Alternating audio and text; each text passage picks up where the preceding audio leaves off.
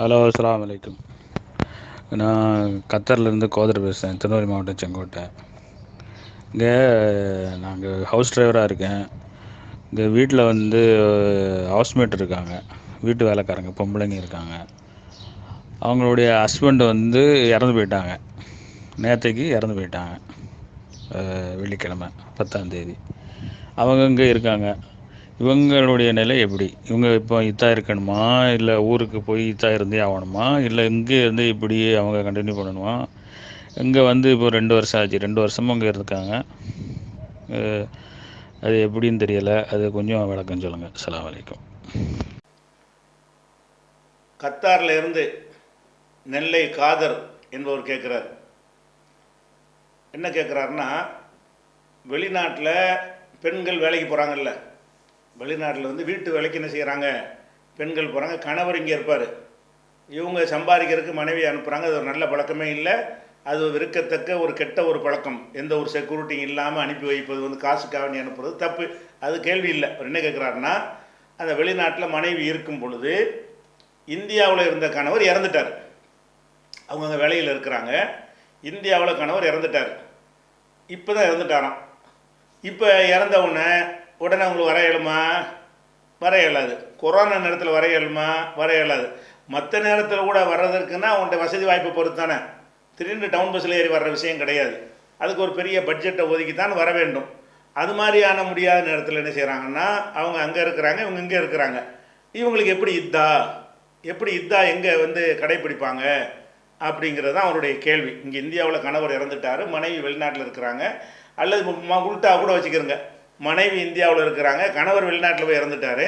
இந்த மனைவி இத்தா இருப்பதற்காக கணவன் இறந்த இடத்துக்கு போகணுமா, இருந்த இடத்துல இருக்கலாமான்னு கேட்குறாங்க.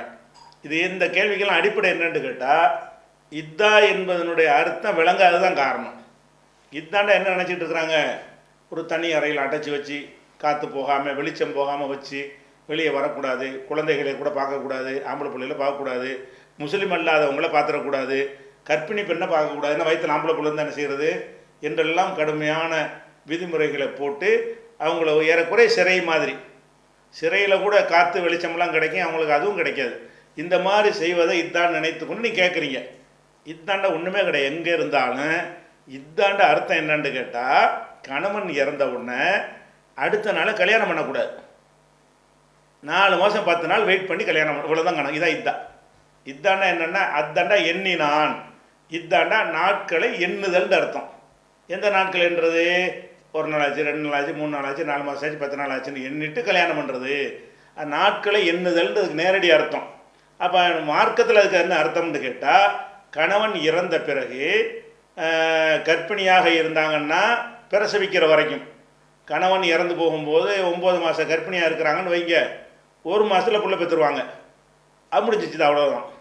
கணவன் இறக்கும்போது நிறை மாதம் நாளைக்கே நாளை கழிச்சு டெலிவரி ஆகிற நிலையில் இருக்கிறாங்க. அப்போ கணவன் இறந்துட்டார், 2 நாள் தான் அவங்களுக்கு, இதான் முடிஞ்சிருச்சு, அவ்வளோதான். புள்ள பெற்றோன்னு முடிஞ்சு போயிடும். அதே நேரத்தில் வந்து கணவன் இறக்கும்போது 1 மாதம் கருவை சுமந்துருக்கிறாங்க, இவங்களுக்கு 9 மாதம் ஆகும். இவங்களுக்கு இதான் அவ்வளோ 4 மாதம் 10 நாள் இல்லை.